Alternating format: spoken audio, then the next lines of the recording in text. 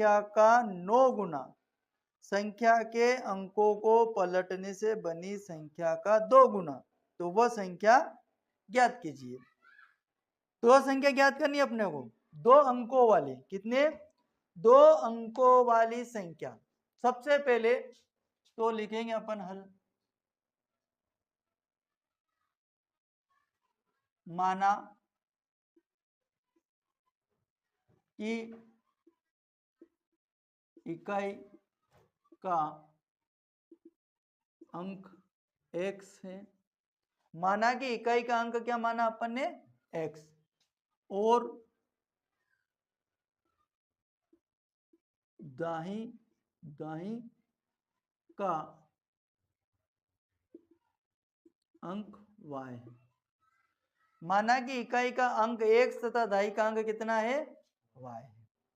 अब मूल संख्या, फार्मूला क्या होता है तब, मूल संख्या बराबर 10, सूत्र होता है 10 दाही का अंक प्लस इकाई का अंक, दाई का अंक प्लस इकाई का अंक। तो देखो यहाँ पे 10, दाई का अंक क्या है भैया y, तो 10y प्लस इकाई का अंक क्या है अपने पास में x रख देते हैं, तो ये बन गई अपनी मूल संख्या। ये क्या है मूल संख्या। अब इसके बाद बोला है कि अंकों को पलटने पे प्राप्त नई संख्या, पलट देते हैं है ना। फिर उसके बाद बोला है कि दोनों संख्याओं का योग कितना है, कितना है x प्लस वाई बराबर 9, दो संख्याओं का योग कितना 9 है ना। तो हम लिखते हैं कि मूल संख्या, तो नई संख्या लिख लेते पलट के, अंकों को पलटने पर प्राप्त नई संख्या, तो नई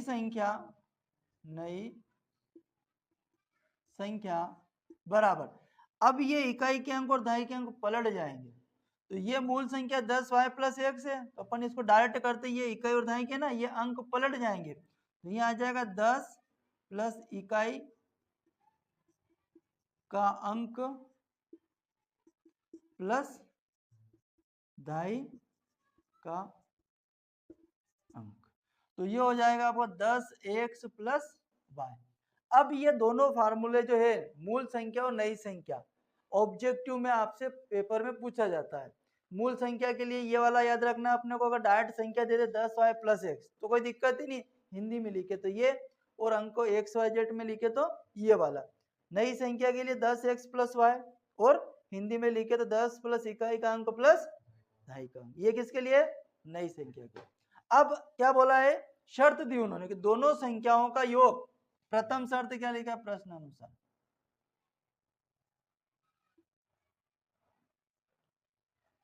प्रथम शर्त यह है कि दोनों संख्याओं का योग कितना है, समीकरण नंबर 1, दोनों संख्याओं का कितना भैया 9 है ना। अब क्या बोला है कि संख्या के अंकों को पलटने वाली संख्या और मूल संख्या का 9 गुना प्लस जो संख्या अपन ने पलटी है वो उसकी 2 गुना, तो संख्या को 9 गुना तथा संख्या के अंकों को पलटने से बनी संख्या का 2 गुना, दूसरी शर्त ये है। तो द्वितीय शर्त ये है, द्वितीय शर्त पहले तो अपन लिखते हैं मूल संख्या, मूल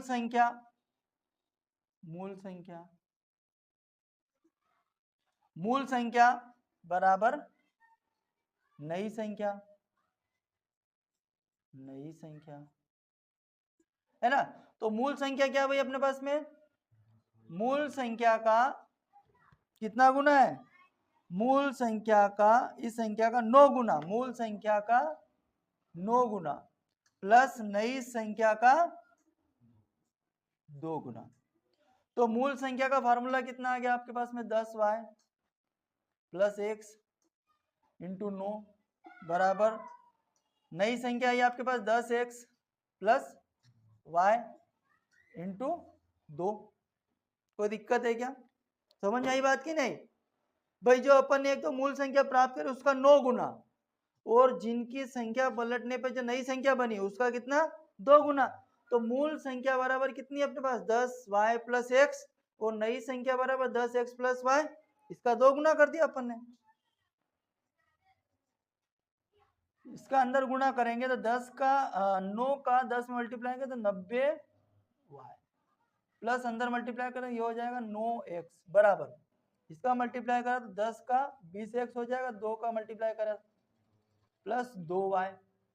अब सब पक्षांतर कर देते हैं, सब एक जैसे, सबको उठा के उधर पहुंचा दो, तो ये हो जाएगा आपका 90y plus 9x minus 20x minus के 2y बराबर, इधर क्या बच जाएगा 0, क्योंकि दोनों प्लस के बराबर से उधर पहुंचाएंगे तो माइनस के हो जाएंगे, ऋण के हो जाएंगे।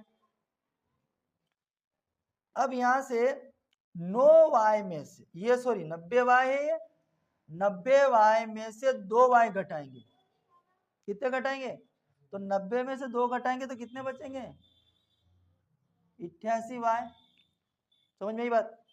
और ये 20x है, इसमें से 9x घटाएंगे तो माइनस के कितने बचेंगे 11x बराबर कितना बच गया इधर? कोई दिक्कत है क्या? नहीं।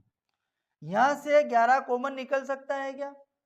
क्योंकि 11 का भाग 8 में जाता है, तो ये 11 जब मैं आपको 11 कॉमन निकालूंगा तो 11 88, तो यहाँ कितना बच जाएगा 8y। समझ में आई बात? और ये माइनस का कितना बच जाएगा केवल x, इधर बराबर 0, ये गुणांक में थे 0 के बटे जाएगा तो आंसर 0 हो जाएगा इसका। समझ आई बात कि नहीं? तो ये हो जाएगा 8y माइनस एक्स बराबर कितना आ गया 0, समीकरण नंबर 2। समझ आई बात?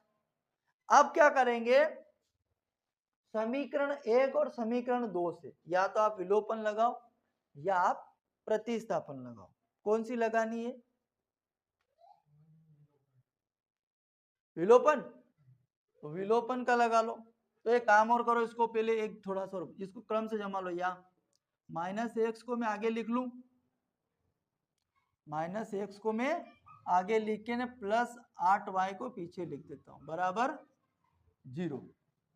ठीक है, अब सही हो जाएगा। तो अपन समीकरण नंबर बनेगा आपका 2, कितना था ये 1 और ये 2 हो गया। समीकरण 1 और 2 से कौन सी लगानी है? विलोपन। समीकरण 1 है अपने पास में x प्लस के y बराबर 9, और समीकरण 2 है अपने पास माइनस एक्स प्लस के 8y बराबर 0। तो देखो ऑलरेडी इनके चिन्ह चेंज है, चिन्ह चेंज नहीं। विलोपन में क्या करते हैं अपन, विलोपन का मतलब ये होता है कि किसी एक को विलोपन विधि से, और विलोपन विधि में क्या करते हैं, दोनों पदों में x और y के जो पद है इनमें से किसी एक को विलुप्त करना, एक की वैल्यू को 0 करना, एक के मान को 0 करना। तो ये दोनों कट जाएंगे, कितने, ये दोनों कट जाएंगे तो ये हो जाएंगे 9y, कितने हो जाएंगे 8 और 1 कितना हो जाएगा 9y, और ये कितना हो जाएगा 9, और y की वैल्यू निकालनी है तो 9 बटा 9, 9 से 9 कैंसिल करेंगे तो y की वैल्यू कितनी आ गई, और y की वैल्यू 1 आ गई।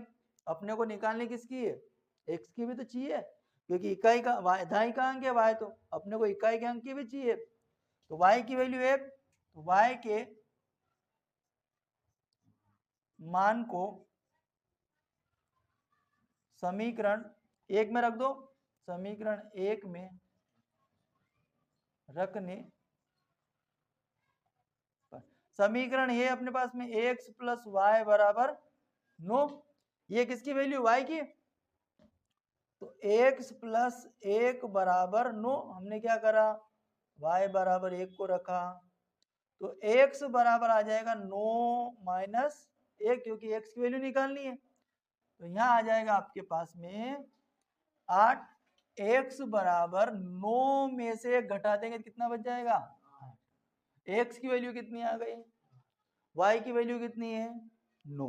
अब हमको इसमें निकालने क्या है, वह संख्या ज्ञात कीजिए। कौन सी संख्या ज्ञात करनी है, वह संख्या ज्ञात कीजिए। तो मूल संख्या निकालनी, क्या निकालनी है अपने को, मूल संख्या। तो मूल संख्या 10y प्लस x, तो 10 इंटू y की वैल्यू कितनी है 1, x की वैल्यू कितनी है 8, तो 10 का मल्टीप्लाई 1 में होगा तो 10 प्लस 8, तो कितना हो जाएगा टोटल 18। तो मूल संख्या जो है,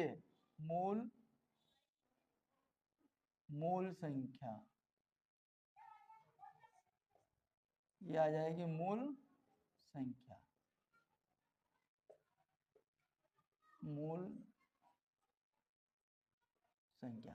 तो मूल संख्या कितनी होगी सर अपने पास में 18। अतः मूल संख्या 18 होगी। ठीक है, कोई दिक्कत है इसमें?